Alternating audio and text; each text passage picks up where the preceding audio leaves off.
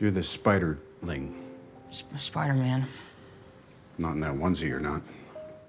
With nearly 60 years worth of comics under his belt, everyone's favorite friendly neighborhood Spider-Man certainly has no shortage of awesome stories that can be pulled from for his big screen film adaptations. And while we've gotten quite a few awesome ones, such as Spider-Man 2's retelling of the Spider-Man No More story arc, or Into the Spider-Verse's adaptation of, well, Spider-Verse, there are a lot of others that we haven't seen yet that I personally think are more than worthy of getting the old movie treatment. And that is precisely what I'm going to be talking about here today. I'll go through some of the best, most noteworthy story arcs from Spider-Man's history and explain why they could make for some fantastic entries in his cinematic ventures. So without any further ado, let's go ahead and dive right into it.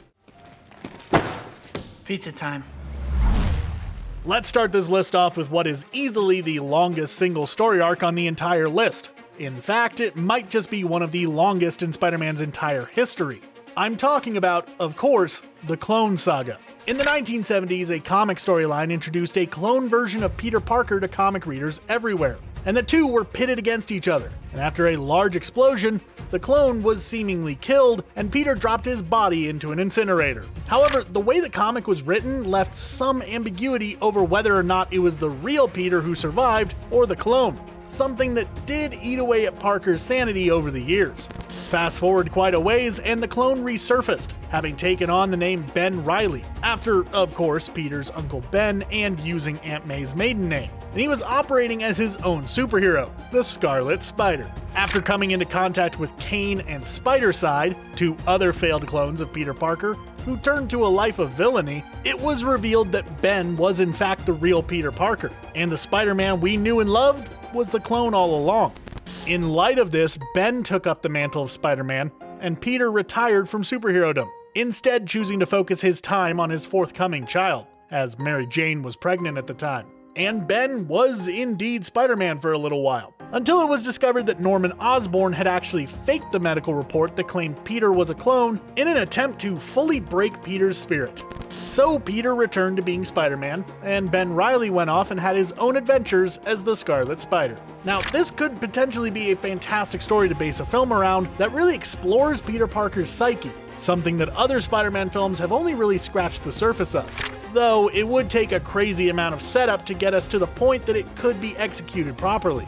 But if it could be done right, I think it would make for a killer movie. Plus, come on, who wouldn't want to see Spider-Man fighting another Spider-Man?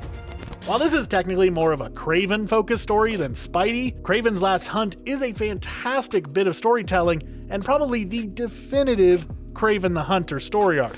After hunting Spider-Man for quite a long time, Kraven finally got the drop on the old webhead and seemingly shot him dead, burying him in a shallow grave.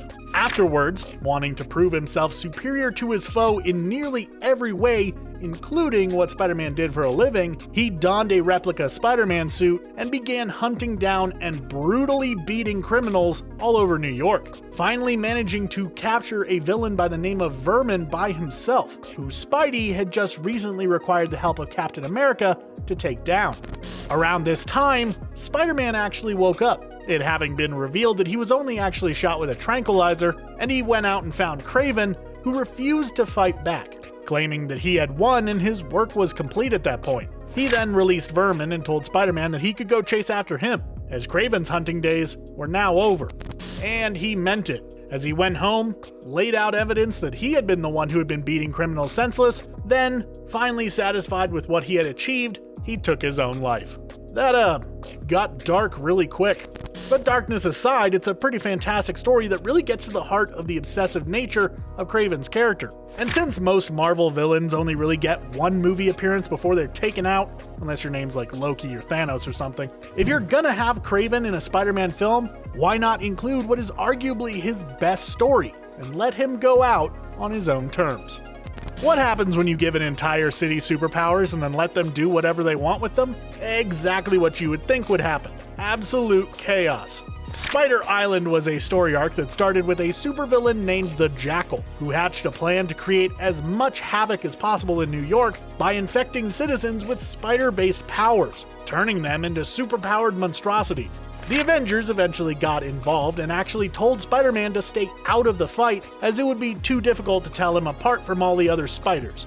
But he did eventually start leading a group of do-gooder citizens into battle. This one would be another situation where we would be able to see Spider-Man effectively fight himself. And it could actually be a pretty awesome way to introduce some of the different Spider people into the MCU if they wanted to. We got Spider-Girl, Silk Spectre, Spider-Woman, maybe even Scarlet Spider or Miles Morales if you really want to get crazy with it.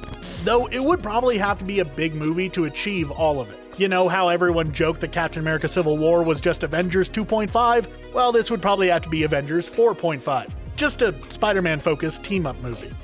Now this story right here I'm including purely because I am a big fan of the 2099 stories and think a future shifted sub-series within the MCU could be pretty awesome.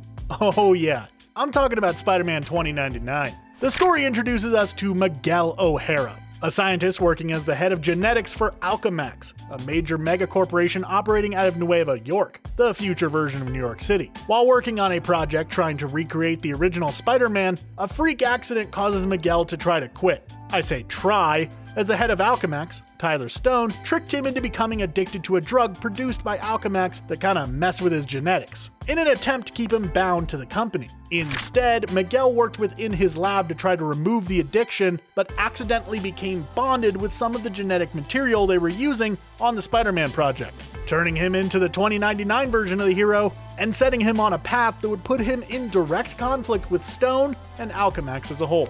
Now, as I said at the top of this entry, it could be pretty cool to see a 2099 sub-series within the Marvel Cinematic Universe. Just imagine it. We could not just bring in Spider-Man 2099, but Punisher 2099, Ghost Rider 2099, heck, maybe even bring in Ravager, the 2099 exclusive character, all leading to an Avengers 2099 team-up film. Now, how many more times can I say 2099 before we all go crazy? Let's try not to find out, shall we? Now, okay, this final entry might technically be cheating, as we kinda got it at the beginning of Into the Spider-Verse, sort of, but I think a dedicated film based off of the death of Spider-Man would make for a fantastic way of sending off Tom Holland's version of the character, as his solo films within the MCU come to a close. Running concurrently with the Ultimate Avengers vs. New Ultimate story arc, the death of Spider-Man sees Peter Parker trying to balance both that conflict, which is doing incredible damage to the world around him, and a recently escaped team of supervillains made up of Green Goblin, Doc Ock, Kraven, Sandman, Electro, and Vulture. You notice that supervillain teams always come in sixes? This team caused him a lot of trouble, and even specifically sought out his family and loved ones. That's rough. And predictably, things did not go super well for Spidey. First, he took a bullet saving Captain America from the Punisher, then he had to take on Electro, Sandman, and Vulture outside of Aunt May's house, while, bleeding from a gunshot wound. This battle itself ended in Peter getting beaten to near death right before Aunt May put 3 rounds into Electro's chest. Go Aunt May! Green Goblin then jumped into the fray, this time souped up beyond normal levels, only to get hit by a truck driven by Mary Jane. Spider-Man then threw said truck at Osborn, which resulted in a massive explosion that not only killed the Green Goblin, but left Spidey mortally wounded. He then died in front of Mary Jane, May, and a few others, stating with his final breaths that he had finally made up for not being able to save his Uncle Ben by having saved his Aunt May. The death of Spider-Man, of course, led directly into the introduction of Miles Morales as the new Ultimate Spider-Man, which actually could be a way forward for Spider-Man within the MCU. As we all know at this point, Sony is dead set on bringing the Tom Holland version of Spider-Man into their Venomverse, leaving the MCU without a webhead. So why not do something similar to Death of Spider-Man and give the MCU Miles while Sony gets Peter? It could be one way to go. Plus, come on, the emotional payoff of seeing Peter give it his all and follow in his mentor Iron Man's footsteps and make the ultimate sacrifice could be a good way to wrap up his arc within the MCU. As in those final moments, he really would be the new Iron Man. There are so many more storylines that I couldn't include in this video that would be worth seeing on the big screen. Just off the top of my head, we've got Secret Wars, the original Hobgoblin Saga, Spider-Man Blue, and sure, why not, One More Day. Honestly, there are too many to possibly list all of the good ones. You just gotta love Spider-Man.